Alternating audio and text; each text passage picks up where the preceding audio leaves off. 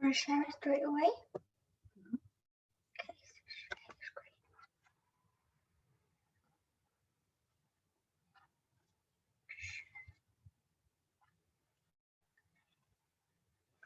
Where's the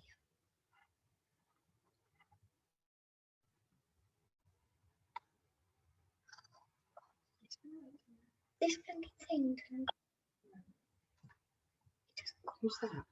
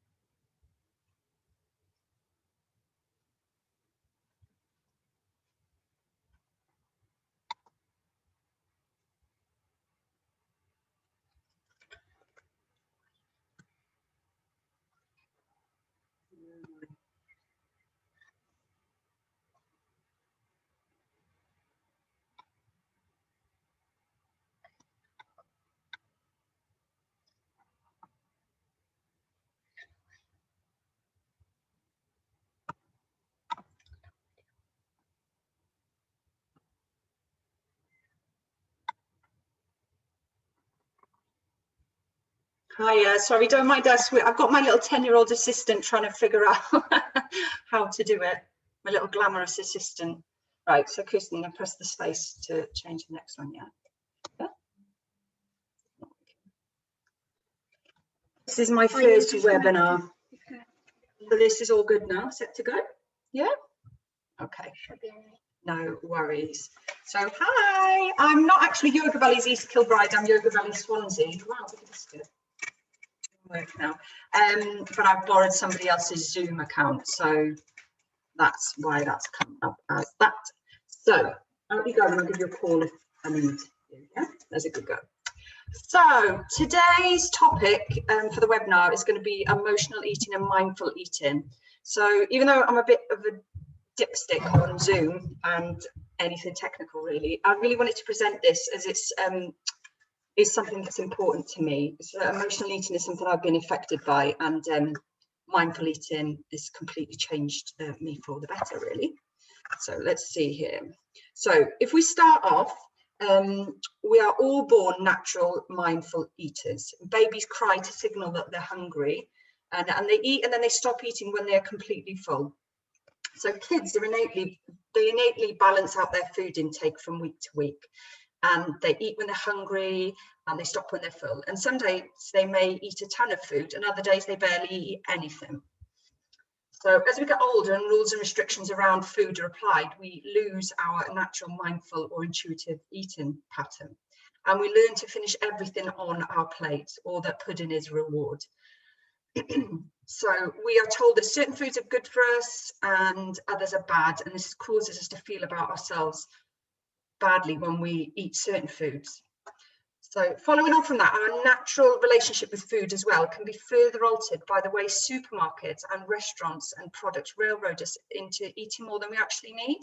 So think about portion sizes, especially like with takeaways, Chinese, Sunday carveries, massive piles of food. And we're all probably guilty of wolfing down even when we're stuffed.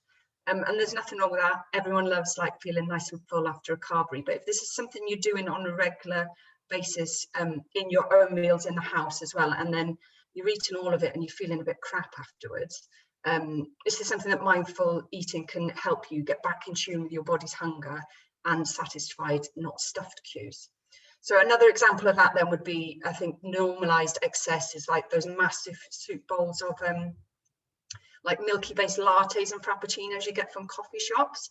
So like I'm a flat white girl myself, so that always comes in one size, so that's handy. But I imagine if you're like ordering like the biggest size latte and you're drinking it, at what point, if you sat down and savoured and enjoyed that, would you have drunk it all, or would you have got the same enjoyment drinking just half or a third of it? It's just about tuning into your body's cues.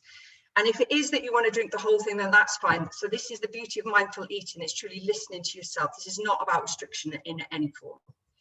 So when I'm talking about the possibility of leaving some food, I always think of, and I feel like I've got a Friends quote for every scenario in life, but it reminds me of Joey in Friends when he's trying to finish the whole turkey. And Monica said, you don't have to finish that, Joey. And he's like, well, yes, I do, because today I'm the guy that doesn't finish the turkey, and then tomorrow I'm going to be the guy that wraps up half a candy bar and puts it back in the fridge. Joey doesn't share food. So what is emotional eating? Yay. So we've all done it. We've piled something in our mouths we didn't need because we were lonely, depressed, overwhelmed, stressed, bored, you name it. So what we're trying to do when we're eating is not to fulfill a physical hunger, it's to feel better and avoid pain when we are emotionally eating. And that knowledge is key to helping you keep it under control. So when we seek to determine if our issue is emotional eating, we need to look at whether or not there are specific causes that are giving us the craving to do that. So for instance, insulin resistance or hormonal imbalance. So for instance, if there is an insulin issue or hormonal imbalance, then more than likely we could look at managing the things that stress the body and cause insulin to be released, or rob the body of its ability to make other hormones because it's so busy making cortisol. So just as yoga is a tool for everything, meditation is a tool for everything, and breathing, there are breathing exercises. You know, if you get into meditation or breathing exercise, it's going to help reduce cortisol, so it can help with emotional eating. And there's a book on this called Savor, Mindful Eating, Mindful Life, and it's written by a Zen Buddhist and a Harvard nutritionist, which is like a bit of a winning combo. And it offers breathing techniques and meditation specifically around emotional eating. Okay, so ways to conquer emotional eating. It could be, if you're learning stress reduction techniques and using them daily, emotional eating, because it's linked to stress and the root cause, it, again, as I've said, it can bring the cortisol and insulin in the blood to normal levels. So we're balancing out our hormones. So this is one time you could actually use deflection to get away from emotional eating. So examples could be calling a friend, reading a book, playing a game, going for a walk or other exercise, taking care of things around the house, or doing something you've been putting off or something that you enjoy. And if you do find that you can't stop and it's a real problem, then obviously seek professional help. So emotional eating is something we've all probably, as I've said, well, no, probably all of us have done in our lives. Trying to suppress and soothe all that negative emotions such as stress, anger, boredom, sadness, loneliness. And I think very commonly indeed, as a reaction to calorie restriction, in an effort to lose weight, and failing and resulting then in overeating, which can become a problem. So I feel really strongly about the diet culture and what women are being told they should look like and they should weigh and what they should eat, which exacerbates the emotional eating and self-loathing and just negative body image, really. So I have 4 girls now, and I'm determined they're never going to feel bad about themselves in regards to weight or what they should look like. Well, I say I'm determined. It's one of my things that scares me the most. So as they're never going to see me weighing myself. They don't hear me talking badly of myself. And as well as, like, we all tell our kids, oh, you look gorgeous, you look this, you look that. But as well as that, I sort of, if I get a new outfit now, I'll go, wow, doesn't mummy look fabulous today? Like, and they're just, oh, for God's sake, mum. But I think it's really important to show our girls specifically that we love ourselves as well, so that they can realize that they love themselves. So this is important to me because I suffered from some form of eating disorder or another, like for about 10 years of my life, probably from the age of 16 up to 26. And my relationship with food was really awful and just completely took over my life. So even though this is the very extreme end of the scale of being disconnected from food and from your body, mindful eating is also helpful for everyone, even if you feel occasionally, yuck, oh, I've eaten way too much there and now I feel crap about it. So next slide. Mindful eating is paying attention to what, when and how we are eating, slowing down and chewing our food enough times so we can digest properly. So about 30 to 50 times, which sounds a lot, but if you do it slowly, you can do it.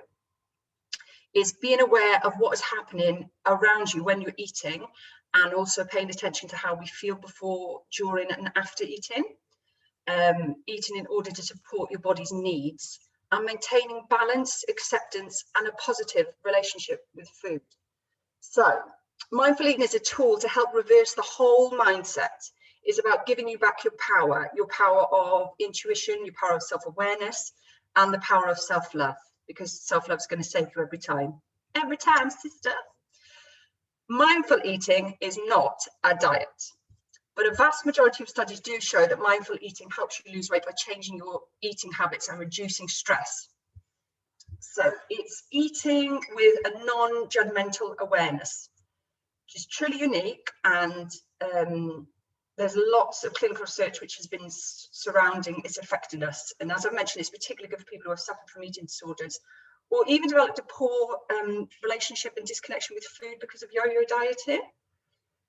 So I always say it's something noisy going on in the background there. I always say it's a curse of being a woman, worrying about what you look like, is particularly in relation to body image, which unfortunately links into one of the greatest pleasures we have, which is food. So, banging doors. So someone has broken free of that horrible cycle. I love food now and I love my body. I hate it when I hear women, like, or friends of mine, other women, feeling crap about themselves or their body in relation to diets. It's just a load of nonsense, just been sold a lie, really.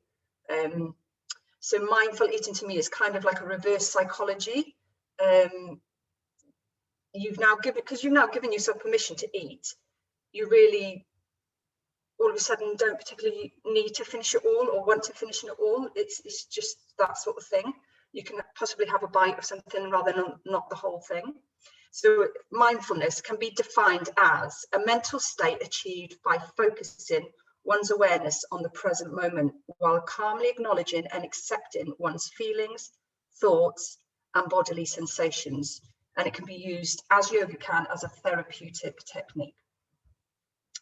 So mindful eating is primarily for physical rather than emotional reasons, and it nourishes your body by purposely paying attention to all the tastes, textures, and smells you like in a meal, and identifying your true food likes and dislikes as through the mindful process of what you want to eat and what your body feels throughout the meal. So it's acknowledging that there is no right or wrong way to eat. 1 second. Yes. I don't know, but this, talk to me after. So why is it important? So mindful eating can prevent overeating or eating foods that are not good for us. The mind and the stomach are connected. So if we are busy, we can actually eat a whole meal without even realizing it. We all know that. So when we eat in a stress state, it can inhibit proper digestion and nutrient absorption. And this may not seem like much to some, but 70% of our immune system is in the gut, and you need nutrients to perform every function of your body. So how we feel, the level of stress, and the total eating experience can affect metabolism and absorption. Okie dokie. So mindful eating. Practicing mindful eating is just that. It's a practice. It takes time to incorporate, and it's something to maintain, like a mindset practice. Here is how to get started. Number 1, slow down. Start chewing your food 30 to 50 times, which allows the body to respond properly with juices and enzymes to properly process and absorb the nutrients in the food. Number 2, pay attention. Do this especially if you're having issues with cravings, binge eating, etc. How do you feel after eating? Right after, a couple of hours later, the next day. 3, appreciate the food, the time of peace and a blessed break that you are getting to eat it, the taste and the texture. Number 4, nourish. Food is intended to nourish our bodies and provide us with fuel. So make sure you're giving your body what it needs, which it more than likely is asking for anyway. We just have to try and tune in and listen. Number 5, turn it off. Turn off the cell phones, the televisions, computers, noises, all of that. And that's making me laugh because probably most of us on here are mums and we're in lockdown and we're stuck in the house with our little darlings. So it's not always possible, but we'll get there. So as well as these points, we can help ourselves start our mindful eating practice by using breathing techniques and meditation, which can bring down stress levels, as we've already mentioned, by practicing yoga, which is a no-brainer and a fix for all. Exercise, now that's got to be something that you enjoy doing. There's loads of different things out there. It's just going to give you those endorphins and make you feel good about yourself, your self-esteem and your health, and it's just always a bonus. Next, I've got drinking enough water, which is a bit of a non-negotiable one. As we all know, it's important to be hydrated, and it's also not going to get us mixed up with the hunger and the thirst cues there, which might cause us to overeat. So then we have setting an intention to practice mindful eating. And we could do this with a few positive affirmations, and I'm a fan of those. I don't know if you're like me, I do my little gratuity speech in the morning while I'm making coffee. So I'm thankful for a good night's sleep. I'm thankful for my children. The two don't always work together. I'm thankful for the ground beneath my feet, etc. And then on that, then you can add on there a little mindful eating affirmation. And I've picked 4 ones that I like, and I'm going to read them out at the end of the webinar. So hopefully we can do together. What else? Rejecting the diet mentality. This is a massive one. If you've been caught up in food restriction or yo-yo dieting, it can be difficult at first to grasp mindful eating. It may be that your body's satiety and hunger cues are out of whack. So these cues guide our decision on when to begin and when to stop eating.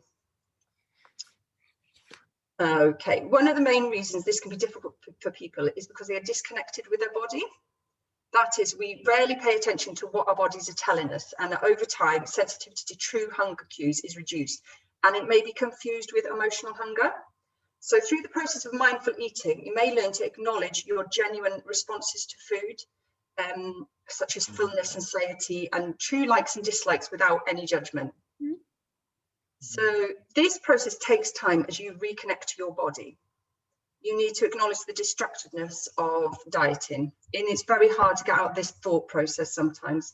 Diet mentality is sneaky, so it can show itself in subtle ways. A way to get around this is remove all negative diet and calorie restriction related things from your life. So outgo the weigh-in scales, etc. Very importantly, take a look at your social media. Get rid of all the hot girls you're following because of their abs. We all do it. Instead, add some body positive influencers on there.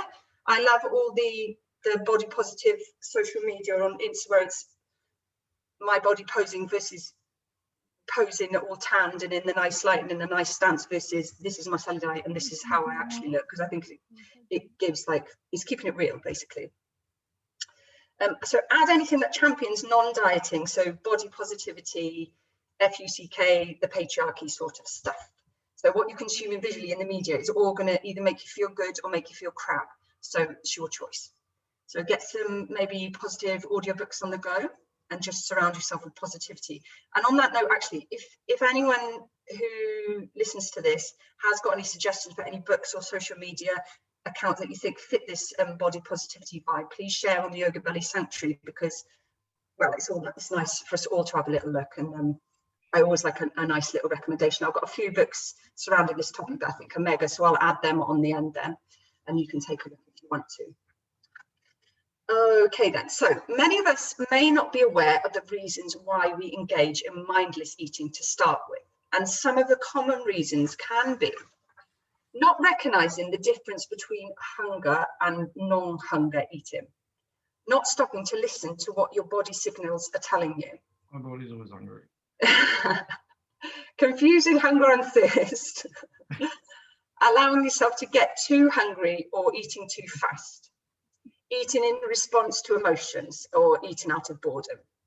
So the practice of mindful eating means eating with intention and awareness to the actual experience of eating, and bringing awareness to the foods on your plate in addition to the act of eating. So this may seem really difficult especially if you're a busy mum, when you actually get to sit and save your food in general with the little ones around your feet. But we can all start somewhere. So whether it be setting aside your evening meal you have with your kids are in bed, and I laugh into myself about this because that doesn't happen with me. I think like since lockdown, my kids are tucking me into bed, not the other way around. So I certainly don't have dinner without them. But we can all find a time that we can sort of focus and have a little quiet point in the day as a starting point to focusing on the food and the sensations, etc. So mindful eating can help a person reconnect to the joy and experience of eating by creating awareness of thoughts and emotions, feelings and behaviours associated with the eating experience. And mindful eating takes practice. It's about being present and aware in the moment with the act of eating during the meal. And it's allowing you to be in tune with your body's sense of taste, smell, texture, and the temperature of the food. It's very important to cut yourself some slack when you first start doing this, not to give yourself any grief or feeling guilty if you're struggling with it. Your mind may wander, you may overeat, you may realise you're eating something that you don't even like. So you can return to mindful eating by asking yourself these questions. Is my hunger physical or emotional? What am I feeling right now? What are my needs at this time, and how hungry am I? Do I like what I'm eating, or would I rather be eating something else? And what are my distractions during this meal? Yeah, another one I'm laughing at was my distractions of the army of kids that I've created. Constant distraction. So, as I mentioned, with our busy lifestyles, it may feel daunting to eat mindfully, but mindful eating doesn't have to be perfect. You can start small by setting an intention to start mindful eating one time per day. And with more practice, you will find it becomes more natural and more habitual. So as a starting point, eat when you feel hungry and try and stop when you feel comfortably full, and enjoy what you're eating as well. If you don't enjoy your food, you're not going to be satisfied. I know at one point before lockdown, when I was going to the gym, I was getting big into weights and stuff, and like obviously if you want to build muscle in weights, we all know that you've got to eat a certain amount of protein. So it's like, I think it's like 1 gram of protein per pound that you weigh. And for someone who's not a big meat eater, having meat or fish for breakfast, lunch, tea, and then like beef jerky or boiled eggs for snacks, I was like, huh. So I like did it for one day, and even though I was full because protein and veg in every meal gives you that fullness, I still wanted to eat something different because I just was not satisfied. It wasn't the type of food that I wanted to eat. Just not a big meat eater at all. So there is that saying, if you can control what you eat, you can control all other aspects of your life. So I used to take this as, if you can't stick to a diet, then how can you expect to be successful in any other aspects of your life? But now I take it in a completely different context. So the control is about listening to your inner guidance and intuition and in relation to your body. So what does your body want? How much does it want and when? Which is not going to be the same for every person. Especially women, monthly we fluctuate as to what we need. So around the time before our period, during our period, your body wants different foods and maybe more of it as well as more rest. I know it's chocolate for a lot of women. I'm not a big sweet tooth person myself, but if you're craving chocolate before your period or when you're on breastfeeding, for example, have it and enjoy it. But be mindful while you're eating it and savor it, really taste it slowly. And you may find using this technique, this awareness, you don't feel that you have to eat the whole bar, family size bar, whatever the go-to thing is for you. So yes, but if you are craving chocolate, don't try and fob yourself off with a salad because that's not going to work. So be mindful, give your body the things it wants, honour your body and mind by listening to it, especially around your period. And this mirrors just how we slow down intuitively in our yoga practice as well during that time of the month. So I mentioned breastfeeding there because breastfeeding for me was personally probably the most time I craved sweet things, and I was obviously more hungry. Give your body these things. Do not restrict yourself. It's the same in pregnancy. You can still be mindful, but it should be about awareness and absolutely not restriction. And you need to realize that sometimes your body wants more of something. You can't eat the same every day. So it drives me nuts when women feel they need to diet after giving birth. You don't need to diet, you need enrichment, waiting on, having lots of drinks made for you, dishes done, rest, massages, blah, blah, blah. That's never the subject. So what I'm trying to say is, depending where we are in our cycle or our age, our situation, whether we are tired, whether we have done lots of exercise, need extra nourishment, Your body will tell you what it needs. You just have to listen to it. And I think this practice gets easier as we get older as well, and we begin to know ourselves and our patterns, and we can just grow and develop that self-awareness around our bodies, minds and food. So it takes practice to intuitively get to the point where you drink and eat as much to leave you satisfied, which may sometimes be the whole glass of wine, the whole plate of food or chocolate bar, but sometimes it won't.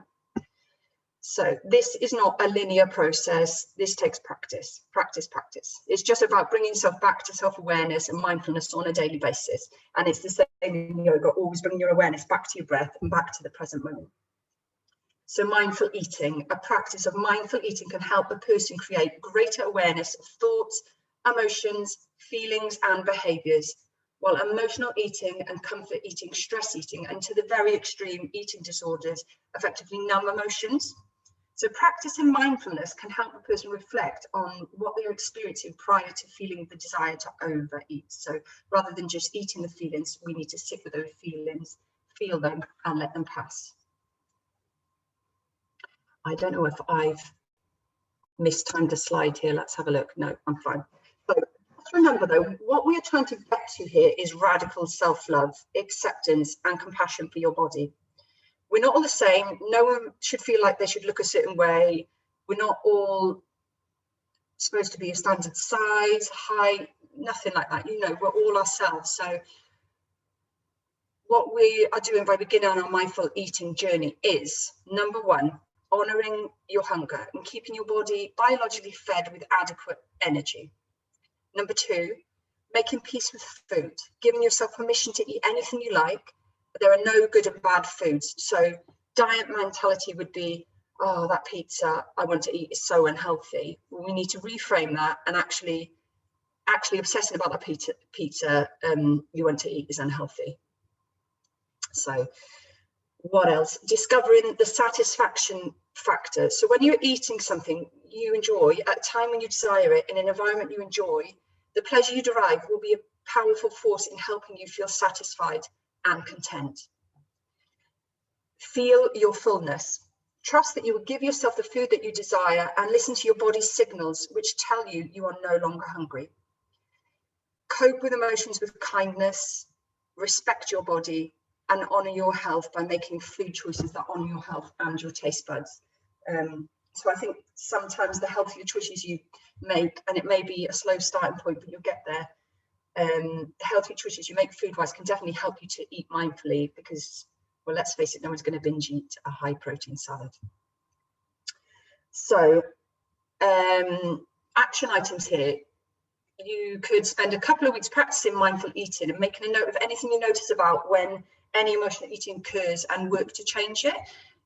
You don't, as I say, this doesn't have to be perfect. You could just dip in and out for 2 weeks at a time that's suitable for you when you haven't got kids running around, and just take it slowly and just with practice, hopefully this will help you. Even if you just say tomorrow, I'm going to give it a go now, I'm just going to eat when I'm hungry, stop when I'm full and see how you get on.